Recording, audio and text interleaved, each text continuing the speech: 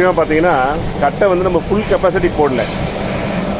அதே மாதிரி ஹீட் ஆனோன்னு இந்த ப்ரொடியூசர் கேஸ் சொல்லுவோம். வுட்டில் இருக்க கேஸ் வந்து அந்த பர்னர் மாதிரி கேஸ் பர்னர் மாதிரி எல்லாமே அந்த ஹோல்ஸ் வழியாக கேஸ் வருது. இதுதான் ப்ளோயர். இவ்வளோ ஹீட் ஆனாலும் இவ்வளோ எரிஞ்சிட்டு ஒரு ½ அன் ஹவர் மேலே எரியுது. இந்த ப்ளோயரை தொடலாம், இங்கேயும் தொடலாம். ஹீட் இங்கே வராது. நார்மல் ஹேண்டில் தொடலாம், ஹீட் இருக்கவே இருக்காது. ஆனால் இதில் முக்கியமான விஷயம், அடுப்பு வேலை முடிஞ்ச உடனே இந்த ப்ளோயரை வந்து தனியாக கட்டி வச்சிடணும். ப்ளோயர் அதிலே விடக்கூடாது. ப்ளோயரை ஆஃப் பண்ணால் தான் அங்கே இருக்க ஹீட்டு இங்கே ட்ரான்ஸ்ஃபர் ஆகி வரும். மற்றபடி ஆசிட்டிஸ். இப்போது மேலே பாத்திரம் இருக்குது அப்படின்னா இந்த வழியாக தான் கட்டை போடுவோம். இந்த வழியாக கட்டை நம்ம உள்ளே போடுவோம்.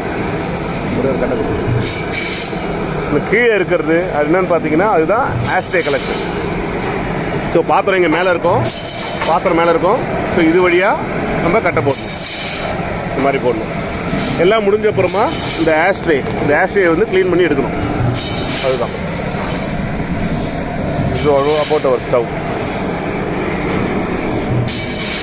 கேஸுக்கு இதுக்கும் கம்பேர் பண்ணி பார்த்தீங்கன்னா உங்களுக்கு ஆல்மோஸ்ட் 80% காஸ்ட் கன்சம்ஷன் வந்து உங்களுக்கு வந்துடும்.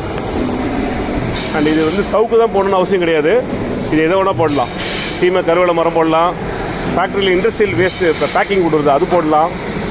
எந்த மரம் வேணால் போடலாம். இல்லை இது 1000 டிகிரி வரைக்கும் கொடுக்கும். டெம்பரேச்சர் எடுத்துகிட்டு போகலாம். சமையலுக்கு 1000 டிகிரி தேவையில்லை. அது எல்லாமே நம்ம இந்த மாதிரி ப்ளோயர் கண்ட்ரோலர் இருக்குது. இதில் நம்ம கண்ட்ரோல் பண்ணிக்கலாம்.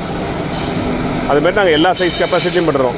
120 லிட்டர் பெரிய கடாயில் வச்சு இந்த ஸ்நாக்ஸ் ஸ்வீட்ஸ் பண்ணுறவங்க கூட நம்மகிட்ட வாங்கிக்கலாம். அது